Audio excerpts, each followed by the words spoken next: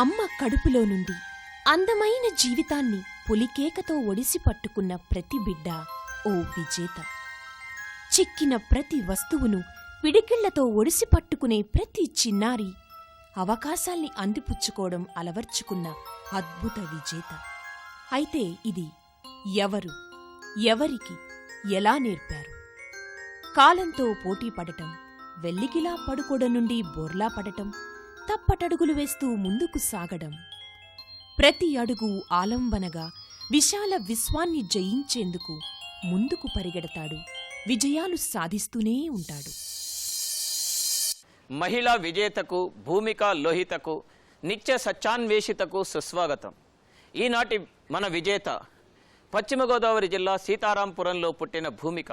మహిళా సమస్యల కోసం అవిశ్రాంతంగా పోరాడుతున్న మహిళోద్యమ గీతిక. జీవితాన్ని హేతుబద్ధంగా, ఆశయాన్ని నీతిబద్ధంగా కొనసాగిస్తూ అంకిత భావంతో కృషి చేస్తున్న మహిళా సేవా మాలిక ఆమె శ్రీమతి కొండవీటి సత్యవతి. కొండవీటి సత్యవతి గారు పశ్చిమ గోదావరి జిల్లా సీతారాంపురంలో 1954 జనవరి 1వ తేదీన కొండవీటి కాశీ అన్నపూర్ణ శ్రీరామమూర్తి దంపతులకు 2 అబ్బాయిలు 3 అమ్మాయిల సంతానంలో 4వ బిడ్డగా జన్మించారు. ప్రాథమిక విద్య నుండి BA డిగ్రీ వరకు నర్సాపురంలో అభ్యసించారు. MA పొలిటికల్ సైన్స్తో ఉస్మానియా యూనివర్సిటీ నుండి ఉత్తీర్ణులయ్యారు. 1979లో APPSCలో ఉద్యోగంలో చేరారు. 3 ఏళ్ల పాటు ఎలమంచిల్లో MROగా పనిచేశారు. 2000 సంవత్సరంలో వాలంటరీ రిటైర్మెంట్ తీసుకున్నారు. ఉద్యోగంలో ఉన్నప్పుడే 1985లో ఏపీ NGOs అసోసియేషన్కి సిటీ కన్వీనర్గా స్త్రీల సమస్యల కోసం పోరాడారు. 1989 జనవరిలో స్త్రీవాద సాహితీ సమాఖ్య స్థాపించారు. లోహిత స్త్రీల కరపత్రికకు కో ఎడిటర్గా వ్యవహరించారు. దీనిలోనే సత్యవతి గారి మొదటి కథ ఊరేగింపు ప్రచురితమైంది. 1980లో వరకట్న మరణాల పరిశీలన కమిటీలో చురుగ్గా పనిచేశారు. 1993లో మహిళల కోసం ప్రత్యేకంగా ఫెమినిస్ట్ మ్యాగజైన్ను నడపాలన్న కల నిజం చేసుకున్నారు. 1993 ఫిబ్రవరిలో సత్యవతి గారు ఎడిటర్గా భూమిక మహిళల త్రైమాసిక పత్రికను ప్రారంభించారు. అనేక వార్తాపత్రికల్లో స్త్రీ సమస్యలపై కాలమిస్టుగా వ్యాసాలు రాశారు. 2003లో విమెన్స్ ఆర్గనైజేషన్స్ ఇన్ ఇండియా డేటాబేస్ను రూపొందించారు. సత్యవతి గారు national book trust of India Telugu advisory కమిటీలో సభ్యులుగా ఉన్నారు. 2005లో కథల సంకలనం ఆమె కళ విడుదల చేశారు. మొత్తం 50కి పైగా కథలు, ఎన్నో వ్యాసాలు, ట్రావెలాగ్స్ రాశారు. తెలుగు దినపత్రికలో మహిళ, alternate media and women, under violence, Bandaru Achamamba the first story writer, women's success stories of వెలుగు ప్రాజెక్ట్ మొదలైన పేపర్లు సమర్పించారు. పొట్టి శ్రీరాములు తెలుగు యూనివర్సిటీ నుండి 2004లో బెస్ట్ రైటర్ అవార్డును, 2004 అబ్బూరి రుక్మిణమ్మ అవార్డును పొందారు. సత్యవతి గారు ఎథిస్ట్, నాస్తికవాది. వీరి సహచరులు జస్టిస్ VVS రావు గారు, హైకోర్టు న్యాయమూర్తి. సమస్యల్లో ఉన్న స్త్రీల కోసం పెనుచీకటిలో చిరుదీపంలా 2006 మార్చి 16న భూమిక హెల్ప్ లైన్ ప్రారంభించారు. 2000 మందికి పైగా ఫోన్ చేసిన స్త్రీల సమస్యలను, సీరియస్ కేసులను పరిష్కరించుకునేలా దిశానిర్దేశం చేశారు. వరకట్న వేధింపులు, కుటుంబ తగాదాలు, వివాహేతర సంబంధాలు, రెండో పెళ్లిళ్లు, NRI వివాహ సమస్యలు మొదలగునవి పరిష్కరిస్తారు. స్త్రీల హక్కుల పోరాటానికే అంకితమై, మహిళా అభ్యుదయమే తమ సర్వస్వమై అహర్నిశలు కృషి చేస్తున్న మహిళావాది కొండవీటి సత్యవతి గారితో పదండి నడుద్దాం అభివృద్ధి పథంలో. సత్యవతి గారు, విజేత కార్యక్రమానికి స్వాగతం. మీరు పశ్చిమ గోదావరి జిల్లా సీతారాంపురం అనే చిన్న పల్లెటూరులో పుట్టి ఒక మహిళోద్యమ కార్యకర్తగా ఎదిగారు. అసలు ఈ ప్రస్థానంలో మీకు ఇన్స్పిరేషన్ ఎవరు? ఇన్స్పిరేషన్ మా మదర్ అండి. మదర్ అమ్మ నుంచి వచ్చింది. అయితే నేను పుట్టింది సీతారాంపురం అనేది ఒక గ్రామంలాగా లెక్కలోకి రాదండి. అది చిన్న ఇది మాట. మా ఇళ్ళే ఉన్నాయి అక్కడ, చిన్న గ్రామం. ఇప్పుడు ఈ రోజుకి కూడా ఆ ఊర్లకి బస్సు రాదండి, బస్సు రాదు. చాలా కష్టపడి చదువుకున్నాను. నేను పుట్టి పెరిగింది చాలా పెద్ద కుటుంబం. మా ఇంట్లో రోజుకి 50 మందికి మా అమ్మ, అంటే అమ్మ, పెద్దమ్మ, చిన్నమ్మ వాళ్ళందరూ కూడా వండి వార్చేవాళ్ళు. వాళ్ళ కష్టం ఎప్పుడు నన్ను చాలా దుఃఖానికి గురి చేసేదండి. మా తాతగారు రోజు తూకం వేసి బియ్యం ఇచ్చిన రోజుల్లో చివరిలో ఆడవాళ్ళకి ఏం మిగిలేదు కాదు. వాళ్ళు ఏం తింటున్నారా లేదా అనేది ఎవరికీ పట్టేది కాదు. ఆ కష్టం అనేది అప్పటి నుంచి నన్ను చాలా దుఃఖానికి గురి చేసేది. ఆ బాధ ఉండేది కానీ అది ఏంటనేది తెలిసేది కాదు. కుటుంబంలో ఈ ఆడవాళ్ళు చివరెందుకు తింటారు, అసలు ఎందుకు తిండి లేకుండా ఉంటారు అనేది ఆ రోజుల్లో నాకున్న అవగాహనతో నాకు అర్థమయ్యేది కాదు అసలు. ఇంకొకటి చదువుకోవడానికి నేను చాలా స్ట్రగుల్ అవ్వాల్సి వచ్చిందండి. చిన్నప్పుడు ఆ ఊరు విలేజ్ 4 కిలోమీటర్స్ వెళ్ళాలి. వెళ్తే కానీ బస్సుకి డబ్బులు ఉండేవి కాదు. నడుచుకుంటూ వెళ్ళి స్కూల్లో చదువుకునేవాళ్ళం. ఏ స్కూల్లో వేశారో ఏం తెలియదు. తీసుకెళ్ళి ఒక ఓరియంటల్ స్కూల్లో పడేశారు. అది సాంస్క్రిట్. వేరే సబ్జెక్ట్స్ ఏం చదువుకోలేదు. నేను చదువుకుందంతా సంస్కృతమే. చాలా అంటే ఆ నేపథ్యం అనేది బహుశా నన్ను రాటు తేలేలాగా చేసింది అనిపిస్తుంది.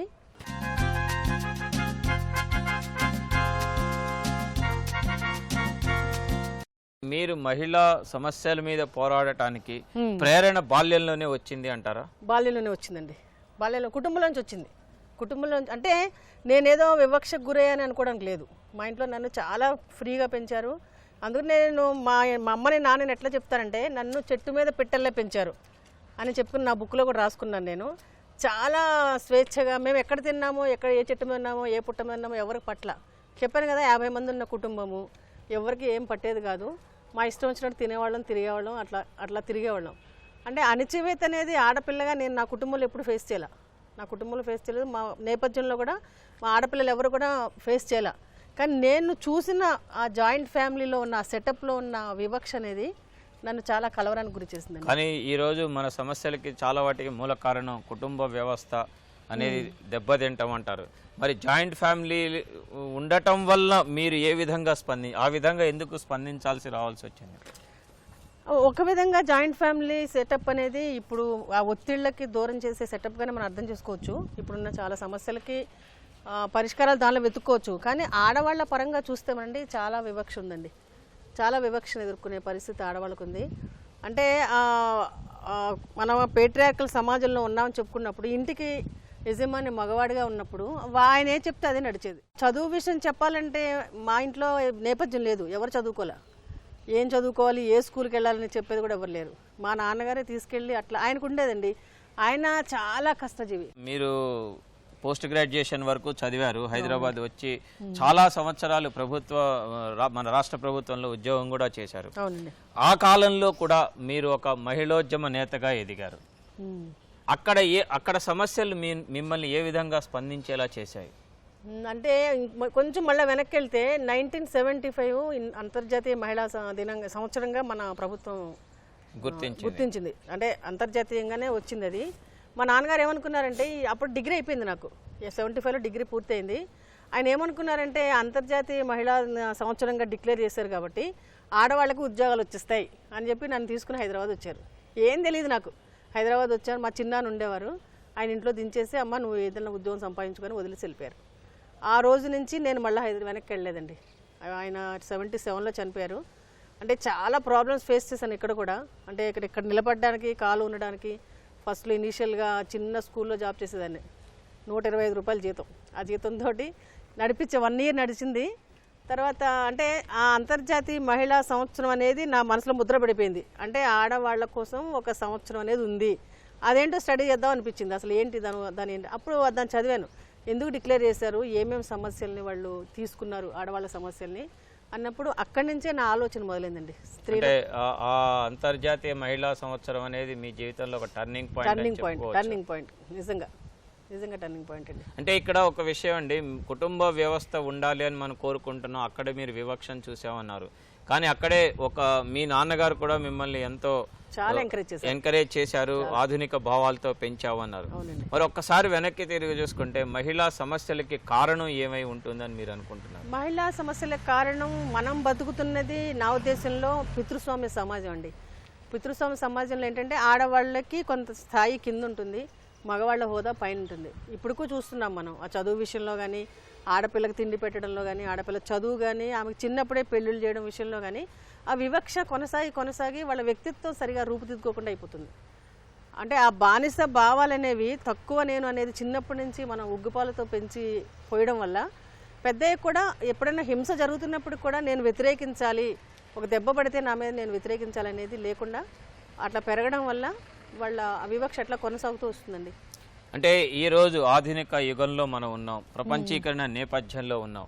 ఇంకా ఈ సమాజంలో మహిళలు ఎలాంటి సమస్యలను ఎదుర్కొంటున్నారని మీరు భావిస్తున్నారు? ప్రపంచీకరణ వల్ల సమస్యలు ఇంకెక్కువైనాయండి. స్త్రీలకి సమస్యలు ఎక్కువైనాయి. ఎందుకనంటే మనం గ్రామ ప్రాంతాలు తీసుకుంటే వ్యవసాయం చాలా నిర్లక్ష్యానికి గురైంది. వ్యవసాయం నిర్లక్ష్యం గురవడం వల్ల మన దేశంలో చాలామంది స్త్రీలు వ్యవసాయం ఆధారపడి పనిచేస్తున్నారు. 80% మన గ్రామాల్లో ఉన్నారు కాబట్టి వాళ్ళందరూ కూడా నాట్లేయడం దగ్గర నుంచి కోతలు కోయడం కానీ వ్యవసాయంలో ఉండేది అందరూ వాళ్ళే. ఇంకొకటి చేనేత రంగం. చేనేతలో కూడా చాలామంది ఇంట్లో ఉండి పనిచేసుకుంటూ ఉంటారు. ఈ 2 రంగాలు దెబ్బతినడం వల్ల గ్రామాల్లో చాలా సమస్యలు పెరిగినాయండి. ఆ పెరగడం వల్ల ఏముందంటే పని తగ్గిపోయింది. వ్యవసాయం ఎప్పుడైతే నిర్లక్ష్యానికి గురైందో వలసలు మొదలైనవి. ఈ పట్టణాలకి వలస రావడంతో ఆడవాళ్ళ సమస్యలు ఇంకా పెరిగినాయండి. వాళ్ళ మీద అత్యాచారాలు కానీ రేపు మనం చూస్తున్నాం ఇప్పుడు. వాళ్ళకి ఎందుకంటే ఇక్కడ ఏదో గుడిసెల్లో ఉంటారు, మురికివాడల్లో ఉంటారు, సెక్యూరిటీ లేదు, ఎలాంటి సౌకర్యాలు ఉండవు. దానివల్ల సమస్యలు పెరిగినాయి. అంటే మనము ఆ కాంట్రాస్ట్ చూడండి. సునీత విలియమ్స్ అంతరిక్షంలో ఉండొచ్చింది ఒకవైపు చూస్తున్నాం మనం. ఇంకొక వైపు అత్యాచారాలు విపరీతంగా పెరిగినాయి. వరకట్న సమస్యలు కానీ, వరకట్న హత్యలు కానీ, ఈ అత్యాచారాలు కానీ, అవి డొమెస్టిక్ వైలెన్స్ ముఖ్యంగా గృహహింస అనేది చాలా ఎక్కువైపోయింది. తగ్గాల్సింది పోయి అంటే ఆడవాళ్ళు ఇప్పుడు చదువుకుంటున్నారు, మంచి మంచి జాబ్స్ చేస్తున్నారు, ఉద్యోగాల్లోకి వెళ్తున్నారు. అయినప్పటికీ కూడా వాళ్ళు హింసకు గురవుతున్నారు. వరకట్న హింసకి నిషేధించాలని గవర్నమెంటే చట్టం తెచ్చిందంటే అది ఏ స్థాయిలో ఉందో మనం అర్థం చేసుకోవచ్చు.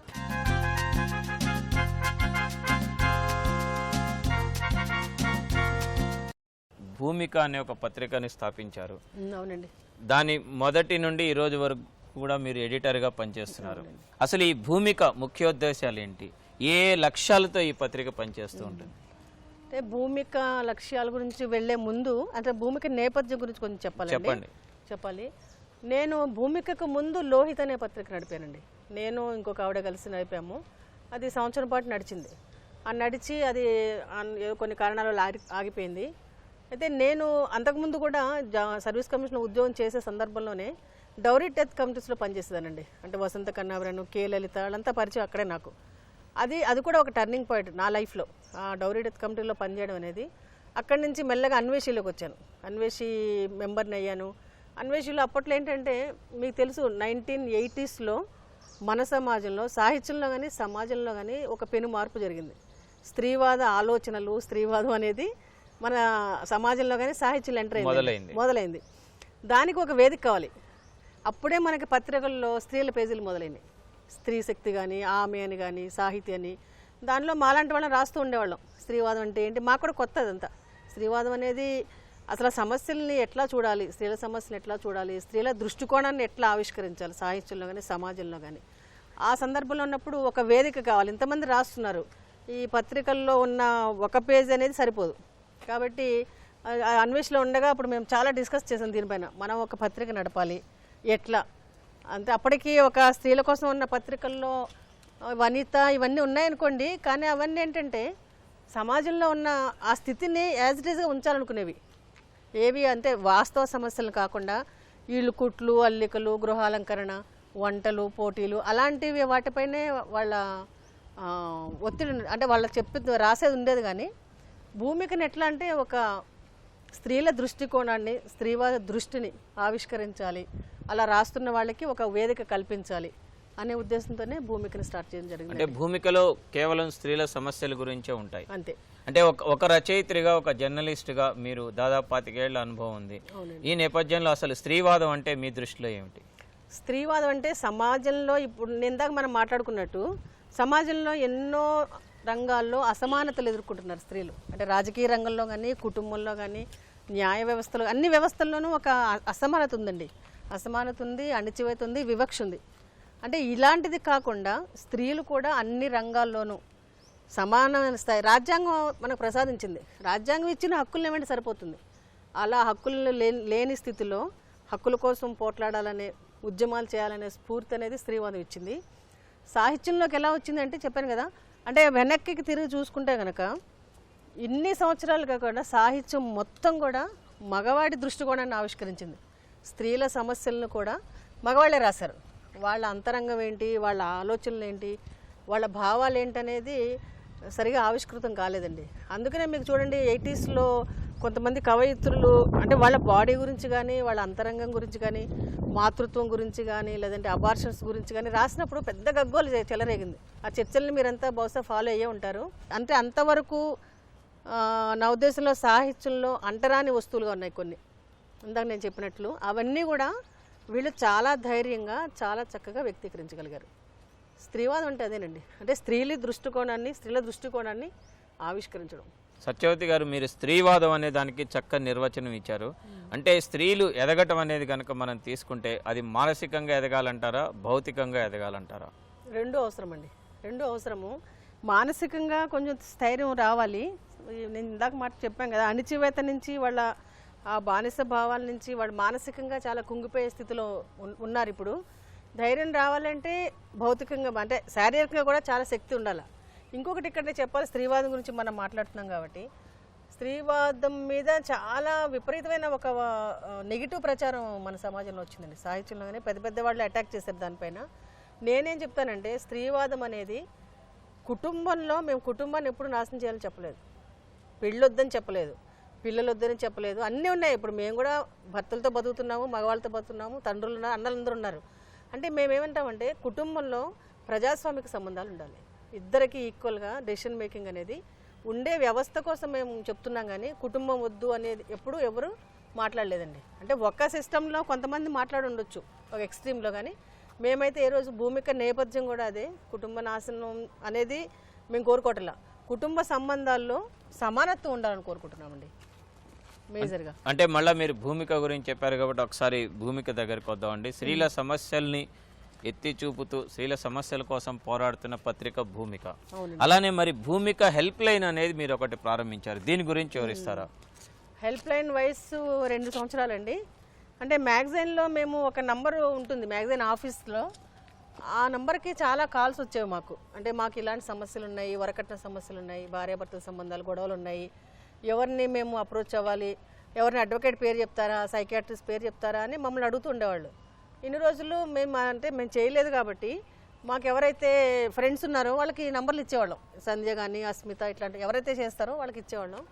ఆ నేపథ్యం నుంచి మేమే అనుకున్నాం, ఎందుకు మనమే ఒక హెల్ప్ లైన్ ఇంతమందికి అవసరం ఉంది మొదలు పెడితే బాగుంటుంది కదా అనుకుని 2006 మార్చ్ 16 రోజున హెల్ప్ లైన్ స్టార్ట్ అయిందండి. అంటే దాని మీద కూడా చాలామంది అనుకున్నారు మొదట్లో, అంటే హెల్ప్ లైన్ పెట్టి ఏం ఉద్ధరిస్తారు, ఏం మాట్లాడగలుగుతారు, ఫోన్ చేస్తే సమస్యలు తీరిపోతాయా అనేది ఒక ఉంటుంది. కానీ క్రమంగా అది దాటి ఇప్పుడు హెల్ప్ లైన్ ఒక చాలా సక్సెస్గా నడుస్తుందండి.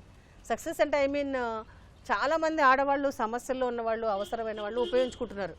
యావరేజ్ రోజుకి మాకు 10-15 కాల్స్ వస్తాయండి. చాలా సీరియస్ కాల్స్ కూడా వస్తుంటాయి. అంటే అప్పటికప్పుడు మాకు టెన్షన్ పడిపోయి పరిష్కరించాల్సిన కేసులు కూడా చాలా వస్తుంటాయి. ఇక్కడ హెల్ప్ లైన్ ముఖ్యమైన ఉద్దేశం ఏంటంటేనండి, కొంతమంది కుటుంబంలో ఫేస్ చేస్తూ ఉంటారు, ఎవరితో చెప్పుకోవాలి, ఎవరితో మాట్లాడాలి, ఎవరు వింటారు. ఇప్పుడు ఎంత వేగవంతమైన జీవితం, ఎవరికి టైం లేదు. నేను వెళ్ళి ఫ్రెండ్కి వెళ్ళి చెప్పుకుందామంటే ఫ్రెండ్ కూడా వినే స్టేజ్లో లేదండి ఇప్పుడు. అలాంటి వాళ్ళ కోసం హెల్ప్ లైన్ చాలా బాగా పనిచేస్తుంది. అంటే వాళ్ళ మొహం చూడక్కర్లేదు, ఎవరు మనం కనబడము, బాధ అంతా తీర్చుకోవచ్చు. అంటే మొదటిసారి ఫోన్ చేసిన వాళ్ళు ఆ ఎండ్ చేసేటప్పటికి ఆ గొంతుల్లో ఏదైతే ఇది ఉంటుందో మార్పు చాలా కనిపిస్తుందండి. మీతో మాట్లాడితేనే బాగుందండి అని చెప్తారు వాళ్ళు. అంటే మేమేదో వాళ్ళకి మొత్తం సమస్యలు పరిష్కరించేస్తామని చెప్పం, కానీ వాళ్ళ బాధని కొంచెం మనం షేర్ చేసుకోవాలి. అంటే ఓవరాల్ గా ఈ హెల్ప్ లైన్ రెస్పాన్స్ ఏ విధంగా ఉంది? బాగుందండి, చాలా చాలా బాగుంది. అంటే ఈ సమస్యలు మీకు చెప్పుకుండే వాళ్ళకి వాళ్ళ సమస్యలకి పరిష్కార మార్గాలను మీరు ఏమైనా సూచిస్తారా? అంటే కేవలం పరిష్కార మార్గాలు వినడము అంటే కౌన్సిలింగ్ మాత్రమేనా? లేదండి, మేమేం చేస్తామంటే చాలా ఒక పెద్ద నెట్వర్క్ డెవలప్ చేసుకున్నాం. అంటే మొత్తం స్టేట్ అంతా అడ్వకేట్స్, తర్వాత సైకియాట్రిస్టులు, ఉమెన్ ఎన్జిఓస్, షెల్టర్ హోమ్స్, ఇప్పుడు డొమెస్టిక్ వైలెన్స్ యాక్ట్ వచ్చిన తర్వాత protection officers, legal services authorities వీళ్ళందరితోనూ ఒక నెట్వర్క్ డెవలప్ చేసుకున్నాం. ఏదైనా కేసు వస్తే ఆ ఏరియాలో ఉన్న వాళ్ళకి అప్పు చెప్తామండి, అడ్వకేట్కి అప్పు చెప్తాము. లేదంటే ఇమీడియట్గా కావాలంటే పోలీస్కి అసిస్టెన్స్ తీసుకున్న కేసులు కూడా ఉన్నాయి. అంతా సేకరించి పెట్టుకున్నాం. మా దగ్గర ఇప్పుడు అక్కడ హెల్ప్ లైన్లో కూర్చుని ఆంధ్రప్రదేశ్లో ఉన్న ఏ మారుమూల పోలీస్ స్టేషన్తోనే మాట్లాడగలం, ఎంఆర్ఓతో మాట్లాడగలము, ఎండిఓతో మాట్లాడగలము, ఈవెన్ కలెక్టర్స్తో కూడా. అంటే అంత నెట్వర్క్ని డెవలప్ చేసుకుని ఎవరికైనా సమస్య వస్తే ఇగో పలానా దగ్గరికి వెళ్ళండి, పలానా దగ్గరికి వెళ్ళి మీరు ఏం చెప్పారు వాళ్ళు చెప్పి మాకు మళ్ళీ చెప్పండి. అంటే బాధితుల రెస్పాన్సే కాకుండా ప్రభుత్వ యంత్రాంగం రెస్పాన్స్ ఏ విధంగా ఉంది మీకు? చెప్పాలంటే ప్రభుత్వ యంత్రాంగం రెస్పాన్స్ బాగుందండి. ఎందుకంటే ఇప్పుడు వెలుగు గురించి విన్నారు కదా మీరు, ఇందిరా క్రాంతి పదం. ఆ ఇందిరా క్రాంతి పదం వాళ్ళు ఏం చేశారంటే హెల్ప్ లైన్ అప్రోచ్ అయ్యి వాళ్ళ విమెన్కి ట్రైనింగ్ ఇమ్మన్నారు. ఇప్పుడు నేను ఆల్రెడీ మొత్తం 11 జిల్లాల విమెన్కి ట్రైనింగ్ ఇచ్చామండి. ట్రైనింగ్స్ ఇచ్చాము. వాళ్ళు ఒక 5 మంది వచ్చి టీం లాగా వాళ్ళు నేర్చుకుని వాళ్ళు సొంతంగా స్టార్ట్ చేశారు. ఇప్పుడు కరీంనగర్లో మొదలైంది, తర్వాత మెదక్లో మొదలైంది, గుంటూరులో మొదలైంది. అంటే ఇది ఒక స్టేట్ లెవెల్ రిసోర్స్ సెంటర్ లాగా భూమిక హెల్ప్ లైన్ ఉంది. ఇప్పుడు అందరూ గుర్తించారు. ఈవెన్ గవర్నమెంట్ ట్రైనింగ్స్ కూడా అయిపోయినాయి. నెక్స్ట్ స్పెల్ మళ్ళీ డిసెంబర్ ఎండింగ్లో స్టార్ట్ అవుతుందండి. సత్యవతి గారు, మీరు ఇన్ని రకాలుగా మీరు పోరాటాలు సాగిస్తున్నారు. మీలో మరో కోణం ఒక రచయిత్రి, స్త్రీవాద రచయిత్రిగా కూడా మీరు ఎన్నో కథలు రాశారు. ఆమె కళ అనే సంకలనాన్ని కూడా విడుదల చేశారు. మీరు ఎలాంటి వస్తువు మీద ఎక్కువగా కాన్సన్ట్రేట్ చేస్తారు, లేదా మీరు రాసిన కథల్లో మీకు నచ్చినది ఏది, ఎందుకు? నేను స్త్రీ పక్షపాతిని కాబట్టి నా కథలకు నేపథ్యం కూడా స్త్రీలో ఉంటారండి. ముఖ్యంగా గ్రామీణ నేపథ్యం నుంచి వచ్చాను కాబట్టి గ్రామీణ నేపథ్యం కూడా నా కథల్లో ఉంటుంది. నాకు నచ్చిన కథలు అంటే నాకు కువైట్ క్యాసెట్ అని నేను ఒక కథ రాశానండి. అంటే ఇప్పుడు డబ్బు కోసం అని చెప్పి కువైట్ లాంటి విదేశాలకు వెళ్ళి అక్కడ ఎన్ని కష్టాలు పడతారు అనేది దానిలో రాశాను అనేది. అంటే నేను చూశాను మా ఊర్లో క్యాసెట్ నాకు కువైట్ నుంచి పంపించడము, వాళ్ళు టేప్ రికార్డర్ లేకపోతే మా ఇంటికి వచ్చి వినడము, ఆ కూతురు ఏడవడము, తల్లి దగ్గుతూ ఏడుస్తూ బాధపడుతూ మాట్లాడడము, ఆ నేపథ్యంతో ఆ కథ వచ్చింది. అది నాకు చాలా ఇష్టమైన స్టోరీ అండి. అసలు నేను దాన్ని నాటకంగా కూడా చేద్దాం అనుకుంటున్నాను అనే అభిప్రాయం కూడా ఉంది. అట్లా ఇంకా చాలా కథలు ఉన్నాయి. ఇటీవల రాసినది గూడు ఒకటి నాకు నచ్చిందండి.